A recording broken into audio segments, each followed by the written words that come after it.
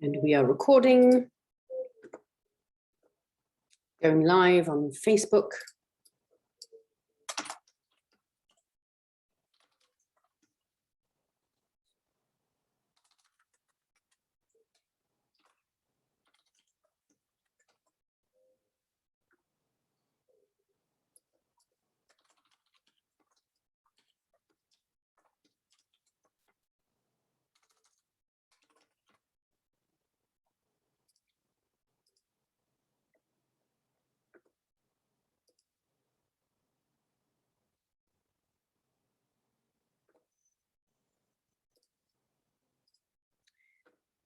Got it. We are live. Welcome, everybody. I am super excited about teaching this particular topic. I think I love talking about the rules of play because most of my students are innately rebels of some sort. But today's topic, the rules of play, is both of paramount importance for an ascending master to understand, and is also one of the trickiest energetics for an ascending master to navigate. And I'll tell you why that is. But ultimately, you're here now in this space and phase and era of your life because you've noticed that the systems and ways that are supposed to work aren't working. And you know that it's not because you're doing it wrong. You know the law of attraction. You tend well to your energy field. And you're a good steward of your mind. And you're entering an advanced level game in energetics and metaphysical mechanics of aligning with and maintaining your sovereignty, your flow state for ultimate spiritual freedom. That's the era of your life that you're now sort of swimming in.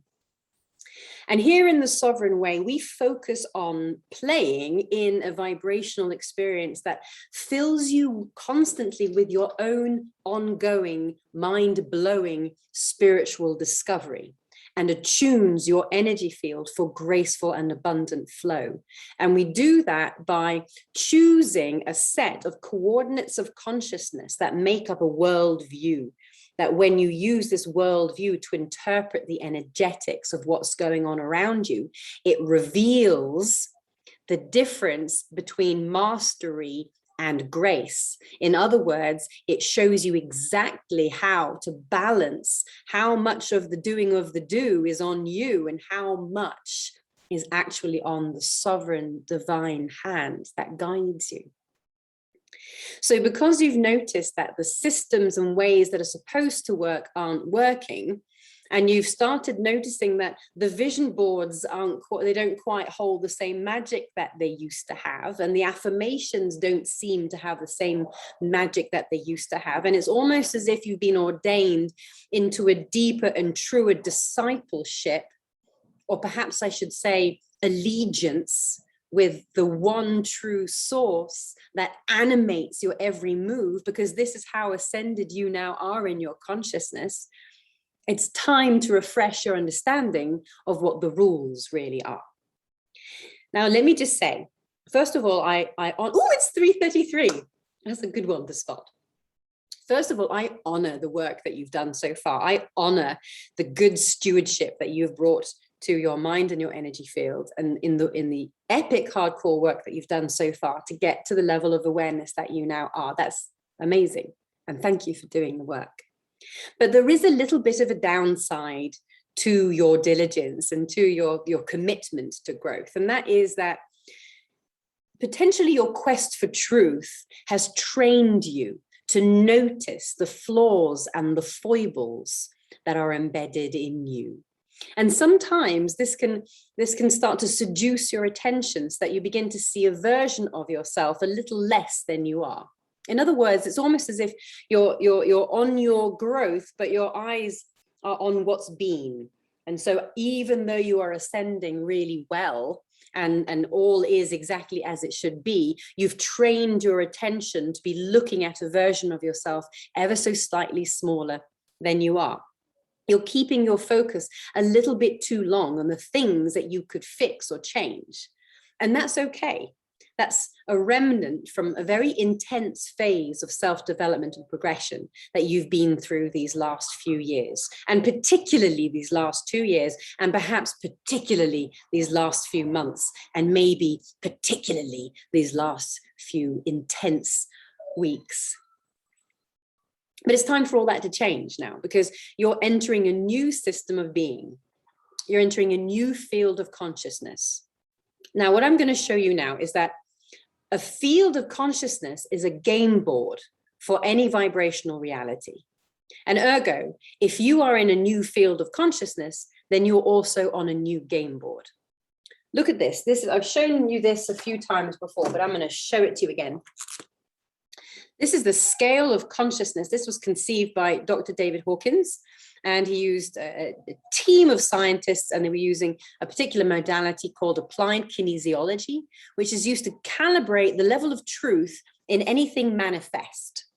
So in other words, you can look at anything manifest and you can calibrate how much of this is truth and how much of this is some sort of distortion. And you can do that energetically. And you can log that, you can log those results on a scale between 0 and 1,000. Now, those measurements are arbitrary. They're not units of anything per se, but it's a way for us to linearly unravel our understanding of what it is that we're looking at. So in this scale, at 0, at the very bottom, here we have spiritual death. We have the idea that there is no inherent value in anything. There is no inherent knowing. There is no inherent truth. There is no spirit. That all is just an accident, all is just a void, it's all hopeless, and you might as well go to sleep. That's at 0. And we all know that feeling. We travel with that feeling all the time. And at the tippity top, up here, at 1,000, we have a pure, deeply, truly embodied and remembered knowing that I am that I am. That I am indeed a strand of the divine, that I am made of the same substance, from the same source as everyone else, and that spirit is very much alive and present, and that I am in the omnipresence of a field of grace and mercy that never ends, and that I am beyond all space and time. And at 1,000, this is so integrated and so embodied that there is no question. I am that I am. Truly, I am that. And so the journey of ascension is the journey of illuminating this path home to the knowing of what is true always. And your ascension is another way of describing this journey home, and it speaks really about your field of consciousness as a container.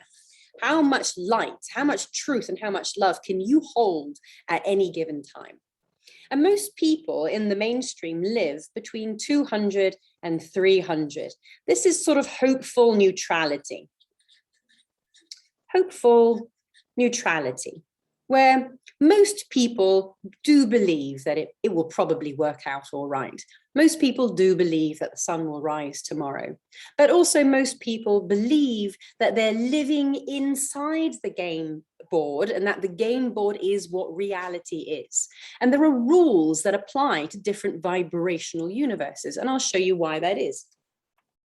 So let's say here we have a mainstream population of people who can hold this much truth and this much light and this much love.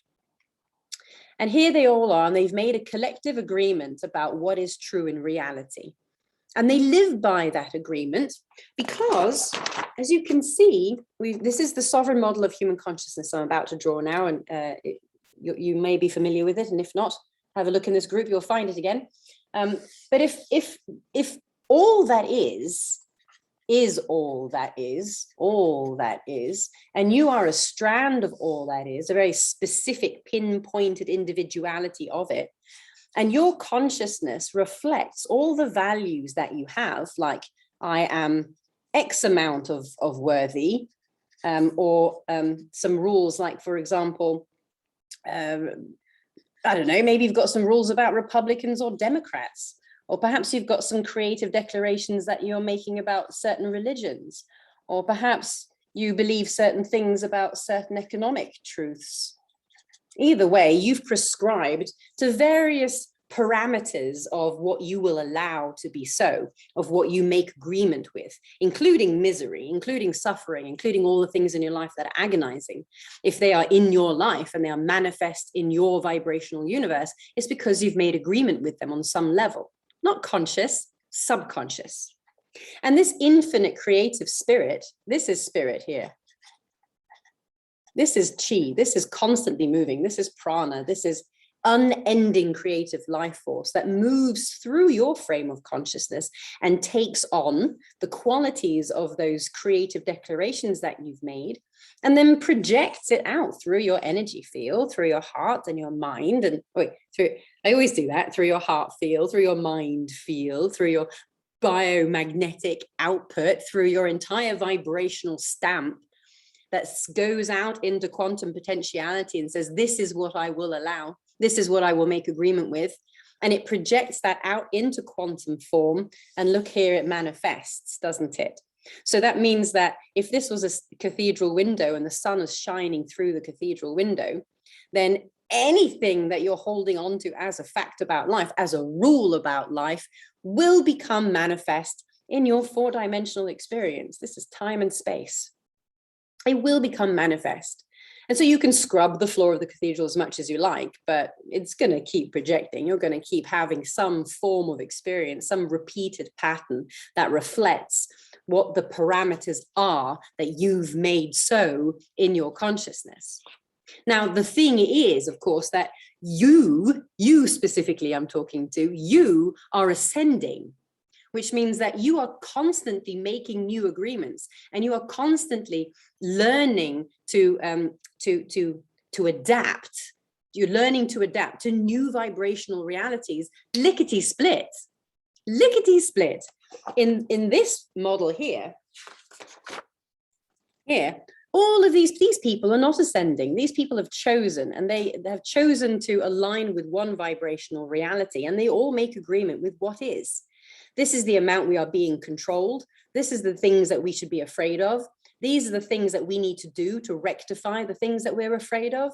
These are the systems we need to follow to restore justice and bring balance. And they make agreement with truths. And that is by and by very good. That is perfectly fine. It's like the traffic system. It's okay.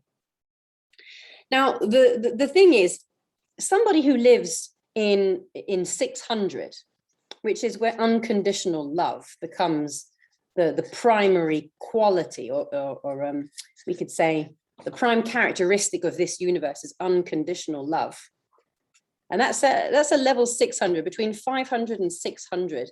Unconditional love, or agape, becomes very real, very real. Now, when I say real, I mean what is realized.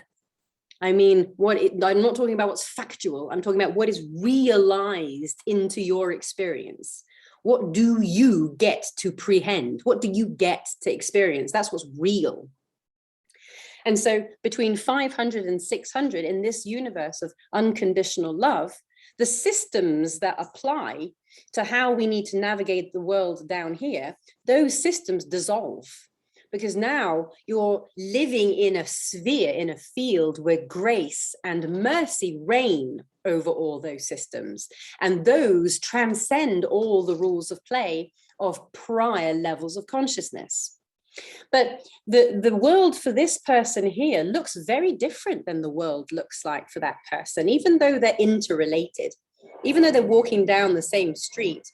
What this person experiences is utterly different from what this person experiences. I know that you understand that. For example, two people walking down the street, and there is a dead rat on the side in the gutter, and it's decaying. And the first person who lives in a worldview of things need to be fair, and is this fair that this has happened? Perhaps they live in a worldview that someone else ought to have taken care of that, and they haven't taken care of that. Someone who lives in a worldview of what I am seeing is inherently wrong. that what I am seeing is inherently not good enough for me to claim divine perfection in this moment. Someone who lives in a universe where things have to change before I can realize the highest knowing of what God is. So let's say these two people are walking down the street and they see the decaying rat, and the one person says, that is rot, it's decay, it's disgusting, it's anguish, it's not right, it should be taken care of. And the other person who lives in a universe that's characterized by immediate mercy, immediate grace, and unconditional love will instead see evidence of nature's marvelous ability to take matter and restore it to 0 point energy. And perhaps they'll be filled for a moment with gratitude. Perhaps they'll be filled with awe and wonder. And maybe the inspired thought will come that I can clean that up myself. And maybe the inspired thought will come that I'll call the council and I'll have them clean it up. It doesn't really matter what the outcome is. What we're speaking about here is the vibrational universe that they're living in, because those two experiences are indeed real experiences, even though they are universes apart from one another. So that means that if you're an ascending master, then as you are going along your journey and you're diligently taking the steps that you need to take to be a participant of your ascension, and if that's what's occurring, then you are constantly changing your vibrational universe, and you are constantly seeing the world new, and you are constantly being exposed to new systems of creation, to new rules of play. And that's where your mastery of releasing is going to come in very handy. Because in the new game where you're headed now, the rules have completely shifted from before. You need to ask differently. You need to pray differently. You need to intend differently. And most importantly, you need to listen differently. You need to listen differently so you can be in true relation with the vibrational reality that you're now ready for. You are ready for it. I'm going to tell you a lovely quote from the movie I love called The Two Popes. And in this movie, now, fundamentally, the movie juxtaposes the old church and the new church, institution versus intuition. And in the movie, the character Cardinal Bergoglio asks Pope Benedict, is it okay to smoke while praying? And the Pope says, no, of course, that's preposterous, that's sacrilege. So the Cardinal responds, well, is it okay to pray while smoking?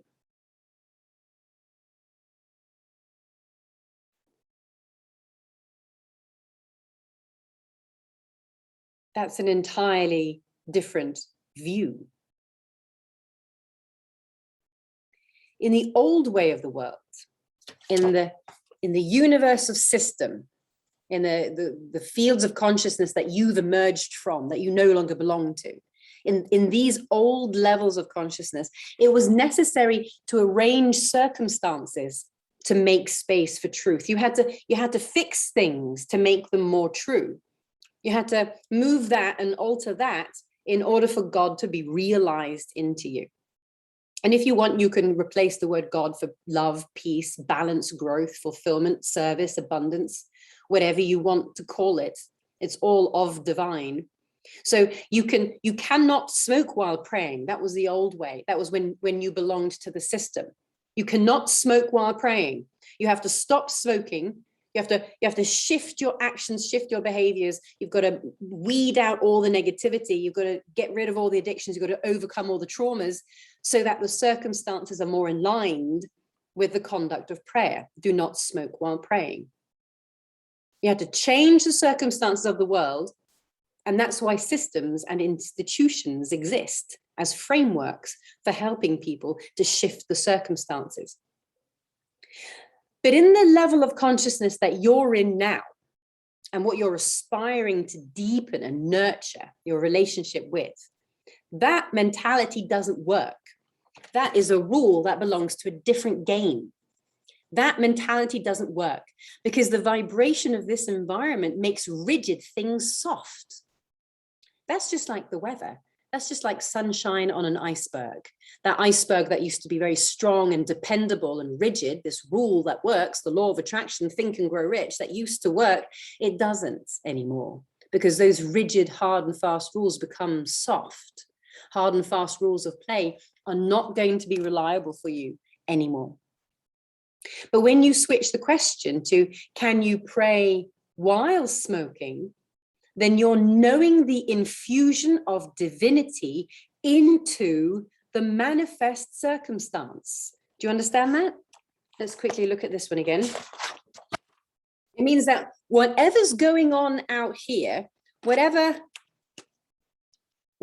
manifest stuff and nonsense you're dealing with, whatever patterns and stuff that you're trying to overcome, whatever diseases or stubborn relationships or whatever it might be, that you know you need to change some of the things in your mindset. You need to align your chakras. You need to release these stagnant emotions. You've got to alter your behavior. You've got to establish better neuroconduct.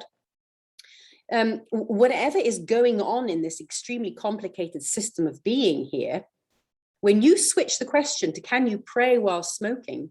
You are knowing the infusion of divinity through your cellular consciousness, through your mentality, through your energy field, and into the manifest circumstances, and better, through those manifest circumstances and into the collective.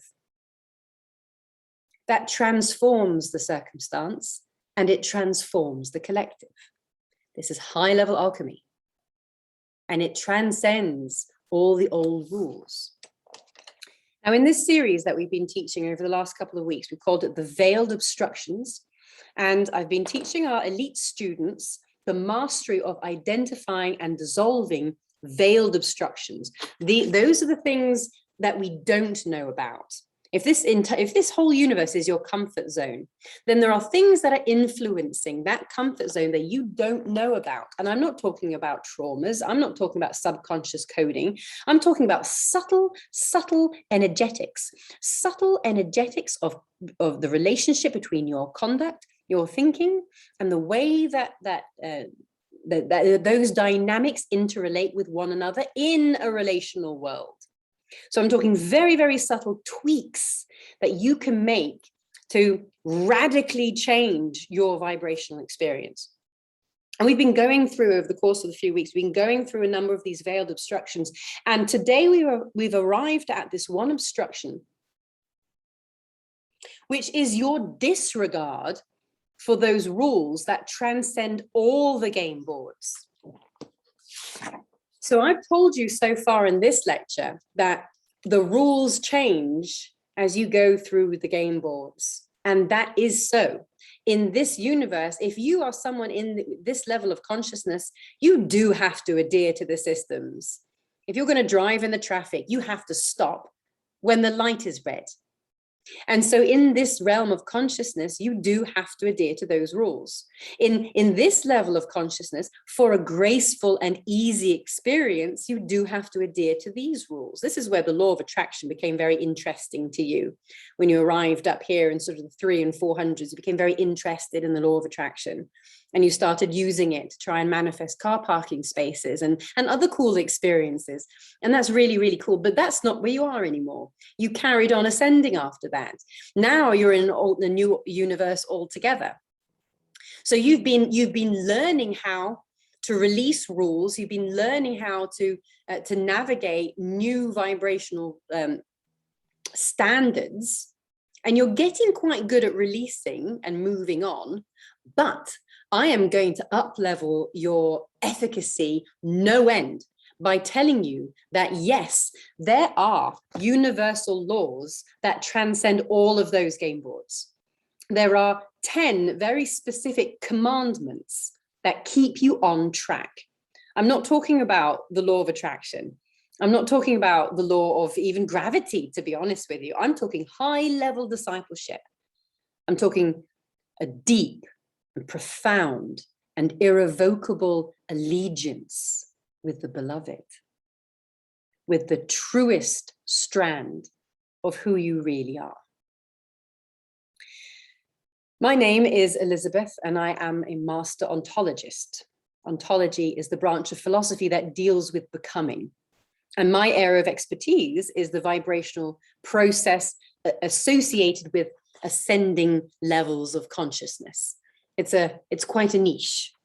I began this focus when I was 3 years old, and I first discovered that I was thinking, and then I realized that I was the one thinking that I was thinking, and then I realized that I had just realized that I was the one thinking that I could thinking. And so that was when my obsession with thought began. And I've been on the whole spectrum of thought, from anxiety to overthinking, through addiction. I've journeyed in the strange void sub-thought world of alcohol-induced blackouts, and recently my journey with my mother through Alzheimer's. And I've also been through the liberation from thought and established an embodied mastery of the marvel of minds and the harnessing of the remarkable genius power to explore worlds. But most wonderfully, I have been able to use my superpower to realize God. Remember the word realize, to make real in my experience, to make available the prehension and participation and entangled engagement. That is what to realize is. And with your mastery of mind, you can realize the ineffable divine. And I've come to formulate a unique interpretation of life, the sovereign way. And that's helped many others realize their faith. And it's given them access to a unique system of being that transcends all the worldly ways. And I'll tell you why I'm so good at system, even though I'm so liberated from it. I have a bachelor degree in criminology and journalism. I'm trained to investigate harm, agency, and regulation. And I'm a professionally qualified project manager for projects in controlled environments. So I understand system very, very well. And I've also spent years in study with church priests, with temple rabbis. I've lived in devotional apprenticeship with a pagan priestess on her land in the wild, where I lived with my children in a tent. And I followed the flow with such abandoned surrender as to become home free and living in a tent with my children at the mercy of bears and lions and coyote. I have been liberated from the systems of nature as much as from the systems of culture. How about that? Now, I've also trained with the best energy doctors in the country. I've written books with New York Times bestselling authors, and I've lived in a derelict barn as a consequence of the choices that I've taken in surrender. But what gives me authority to speak to you on truth, on the rules of truth, is that I've personally lived every single one of these principles, and I know them to be so. And my clients know them to be so too. So if you join the elite students in the Oasis tomorrow, we're going to unwrap the 10 spiritual laws, the 10 commandments as they apply, not in any one particular one of these realms of consciousness. Now, you and I get that we shouldn't murder people, right? So what does it really mean when this universal spiritual law is given to you to adhere to for the entirety of your journey? Let me tell you that some laws are meant to keep you safe within a structure. Some rules are meant to keep you inside a particular system for good or for evil. The rules are intended to keep you here so you have horizontal freedom. And most of my clients, I told you they're innate rebels, didn't I? Most of my clients do arrive as innate rebels because they inherently know that they are to be liberated from the system. But one of the first mistakes that we make when we begin our liberation is that we believe that we ought to be liberated for horizontal freedom. We say, I'm a spiritual being. I can be, do, and have anything that I want. And we identify with the world.